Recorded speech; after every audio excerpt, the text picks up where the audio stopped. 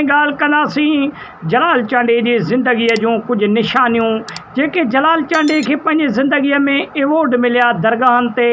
ऐं उन खां अलावा जलाल चांडे खे जेके टोपियूं तोहफ़नि तौरु मिलियूं ऐं अजरक मिलिया जेके जलाल चांडे पाए करे पूरी दुनिया में जलाल चांडे कलाम ॻाया उहे बि ॻाल्हि कंदासीं। जलाल चांडे खे असां खां विछड़े तक़रीबन 24 साल लॻभॻि थी चुका आहिनि, लेकिन अॼु ताईं बि उन जूं इहे अमानतूं संभालियल पियूं आहिनि मालिकनि वटि ऐं संभाले रखियूं वेठा आहिनि। दोस्तो जलाल चांडियो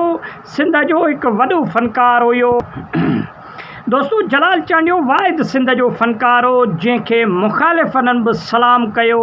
ऐं मुख़ालिफ़ जेके हुया जलाल चांडे जा उन्हनि बि जलाल चांडे जी नेकी कई। दोस्तो जलाल चांडे खे सभ खां घणो जेको जलाल चांडे मुतासिर कयो उहे जेके पंजाबी फ़नकार हुया उन्हनि खे मुतासिर कयो, लेकिन उहे पंजाबी फ़नकार बि कंहिं घणा जेके मुतासिर थिया उहे पंजाबी फ़नकार थिया।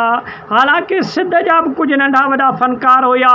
लेकिन जलाल चांडे जॾहिं पंहिंजे ॻाइण जो स्टार्ट कयो, जॾहिं जग मशहूरु फ़नकार बणियो, जॾहिं जलाल चांडे खे अवाम तमामु घणो पसंदि कयो, पोइ इहे ई फ़नकार पंजाबी जेके फ़नकार हुया इहे जलाल चांडे जी नेकी कंदा हुया ऐं जलाल चांडे जी तारीफ़ कंदे न रखंदा हुया। उहे चवंदा हुया त वाकई जलाल चांडियो वॾो फ़नकार आहे ऐं वाकई जलाल चांडे जो सिंध में वॾो नालो आहे ऐं तमामु घणी जेका फ़नकार खे जेका अवाम प्यार कंदी मोहबत कंदी आहे उहो वाहिद सिंध जो वॾो फ़नकार जलाल चांडियो आहे, जंहिंखे वाकई अवाम चाहे थी ऐं वाकई अवाम जेको आहे सो उन सां मोहबतूं करे थी। दोस्तो जलाल चांडे पंहिंजे ज़िंदगीअ में कमो बेश हज़ारे जेको आहे सो टोपियूं ऐं अजरक जलाल चांडे खे तोहफ़नि तौरु बि मिलिया ऐं उन खां अलावा खोड़ सारा एवॉर्ड बि मिलिया जलाल चांडे खे, जीअं लतीफ़ एवॉर्ड थियो, अलशबाज़ एवॉर्ड थियो, अहिड़ा ॿिया खोड़ सारा एवॉर्ड जलाल चांडे खे मिलिया। छाजे करे जो अॻु में दरगाहनि ते हिन वक़्तु बि दरगाहनि ते जेके मेला लॻंदा आहिनि पोइ उते मनपसंदीदा फ़नकार खे घुराईंदा आहिनि माण्हू, जेको अवामी फ़नकार हूंदो आहे, पोइ उन दरगाह जो उन शहर जो नालो हिकु एवॉर्ड रखियो वेंदो आहे। उन्हनि एवॉर्डनि खे पोइ उन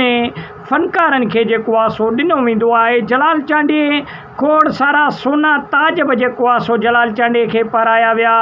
ऐं जलाल चांडे जूं जेके निशानियूं हुयूं टोपी अजरक उहे तस्वीर मुंहिंजे पुठिए पासे तव्हां ॾिसी पिया सघो,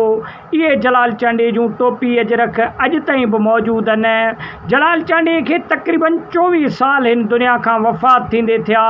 लेकिन जलाल चांडे खे अॼु ताईं बि माण्हू ओतिरो ई चाहिनि था जेतिरो 2001 में या 1995 में माण्हुनि जलाल चांडे सां मोहबत पे कई ऐं जलाल चांडे खे पंहिंजो मनपसंदीदा फ़नकार पे कोठायो। त वॾी महिरबानी, उमेदु आहे त वीडियो तव्हांखे पसंदि आयो।